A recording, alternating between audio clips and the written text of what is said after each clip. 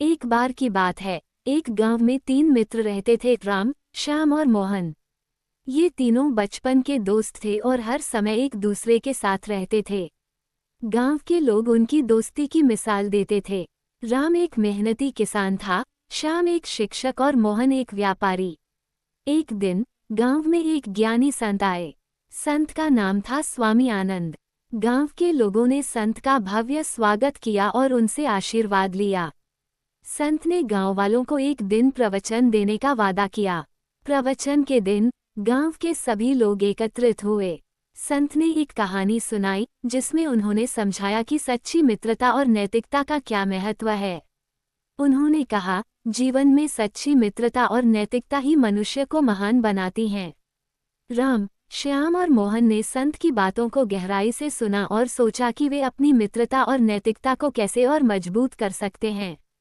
एक दिन गांव में अचानक भयंकर तूफान आ गया। तूफान ने गांव के कई घरों को नष्ट कर दिया और लोगों को भारी नुकसान हुआ।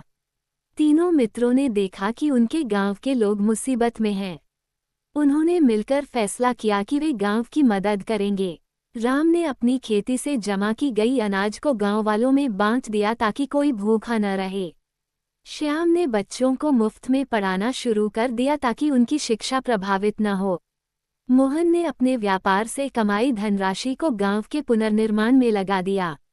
तीनों मित्रों की इस निस्वार्थ सेवा को देखकर गांव के लोग बहुत प्रभावित हुए। उनकी मित्रता और नैतिकता की प्रशंसा पूरे गांव में होने लगी। समय बीतता गया और गांव धीरे धीरे फिर से बस गया। लोग अपनी सामान्य जीवन शैली में लौट आए, लेकिन राम, श्याम और मोहन की निस्वार्थ सेवा को कभी नहीं भूले। एक दिन संत स्वामी आनंद फिर से गांव आए। उन्होंने देखा कि गांव में अब खुशहाली है और लोग एक दूसरे की मदद कर रहे हैं।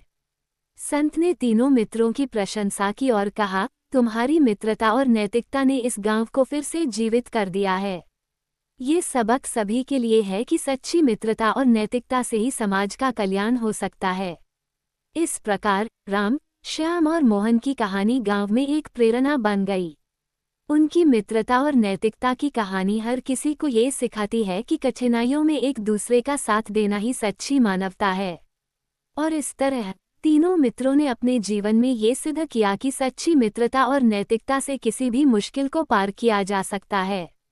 उनके इस प्रयास ने न केवल उनके गांव को बल्कि आसपास के गांवों को भी प्रेरित किया। समाप्त।